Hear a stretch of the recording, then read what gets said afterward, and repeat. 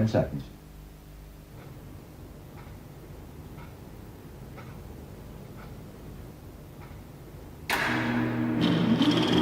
Favourite movies? Well, the list does tend to change over the weeks, months and years, but at the moment I feel that my number one movie is À bout de souffle, Breathless by Jean-Luc Godard with Jean-Paul Belmondo and Gene Seberg, which I reckon is one of the three most important movies in the history of the cinema. Birth of a Nation, D.W. Griffith 1, Citizen Kane, Orson Welles 2, À bout de souffle 3, because they influenced the following decade. It's also a marvellous movie in a very inventive style at that particular time. Number 2, I think, is Orphée by Jean Cocteau. Cocteau is my favourite director. I've enjoyed all of his movies, and Orphée I think I would place as my number 2 for its atmosphere, strangeness, and a wonderful leading man, Jean Marais, and delightful dream sequences. 3 would probably be Thomas the Imposter, based on a novel of Jean Cocteau, and it was to be his last film. As he was dying, he handed the novel to Georges Franju and said, "I have chosen you to betray me." And Franju made the movie Thomas the Imposter, the best war movie I think I've ever seen. Next, I think The Childhood of Maxim Gorky by Marc Donskoy, distinguished Russian director, and a tremendous sense of period and a very moving picture of childhood. I think perhaps the best I've ever seen. First American choice would, I think, be On the Waterfront. This had a tremendous effect on me. I saw it when I was 16 years old, and I just returned from a month at the Outward Bound School at Eskdale, and I looked forward to On the Waterfront for months. And directed by Elia Kazan, Brando in possibly his greatest role with Rod Steiger. Also a very keen boxing fan, and as an aside I would say there are 3 characters in that movie who fought for the World Heavyweight Championship. Piece of esoteric knowledge.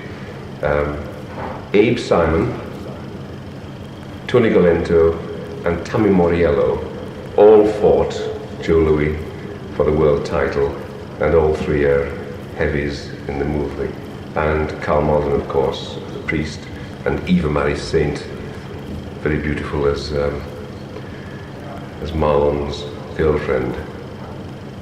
After that, perhaps The Battle for Algiers by Guillo Pontecorvo, a veteran director who made some very interesting movies, including one called Capo, about a concentration camp. And I loved the characterization of Colonel Mathieu in The Battle for Algiers. He was the remorseless French officer trying to capture Ali, who was his Arab adversary. And I remember there's one point in the movie where Ali has been shot, and Colonel Mathieu strolls towards him, touches him lightly with his foot and says, "Il est mort." I was very impressed by that. Smoking a Gauloise and drinking whiskey at the time. Colonel Mathieu, not me. After that, perhaps the Wizard of Oz, directed by Victor Fleming, with Judy Garland, Susie Gum as Was, and Frank Morgan as the Wizard. A very bizarre picture indeed. One of the scenes that struck me as being extraordinary was the walks through the poppy fields, where they all seem to become drugged by opium and then all fall asleep. After that, I must include an English movie, although I'm not generally an admirer of English pictures. I'm quite snobbish about this, really, Americans and other European countries. But Listen to Britain by Humphrey Jennings is, I think, the best English movie I've ever seen. Moving back to America, I think Sam Peckinpah's masterpiece is Bring Me the Head of Alfredo Garcia with War Notes. Very powerful picture with lyrical gunfire and all the other elements of Sam Peckinpah's style. Another fine movie made, perhaps the best Western I've seen, Guns in the Afternoon, with Randolph Scott and Joel McRae. I think I'll probably include that as well. After that, I'd turn, I think, to Fellini, and maybe the best Fellini I've ever seen was Cabiria, with his wife Giulietta Messina, as a prostitute in Rome. Another movie, I Vitelloni, also by Fellini. Bergman, one of the first great movies I ever saw was The Seventh Seal, with Max von Sydow.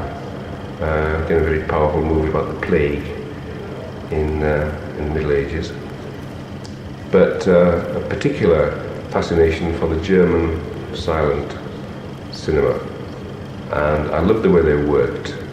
Rather than work in the outdoors with natural scenery, as the Swedes and the Danes were doing at that particular time, and the Americans, they constructed everything in a studio. They wanted a forest, they built a forest. They wanted a town, they built the town inside the studio. And the Cabinet of Dr. Caligari,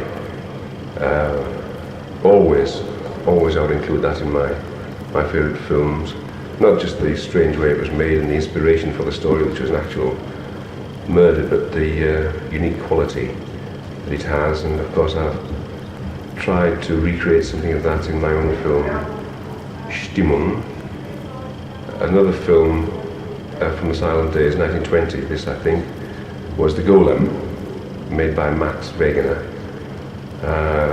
set in a Jewish ghetto and in a very flowery Renaissance palace, and the contrast between the two. And designed by the distinguished German architect Hans Pulzig, who built the Berlin Opera House. And Pulzig believed that people either wanted to live in plains or in caves, and he decided he was a cave dweller, and all his buildings had a cave-like oppressive feeling. Takes me on. No, I'm forgetting Louis Buñuel. I think perhaps Belle de Jour, of all his movies, I think that I would include that amongst my all-time favourites, with Catherine Deneuve, Michel Piccoli. Again, this sort of bizarre, surrealist quality that Buñuel has. And another one of his films, Un Chien Andalou, a short movie which he made in collaboration with Salvador Dali, and the music of Wagner and Argentine tangos. I think that just about takes me through my movies. Is that an interesting list?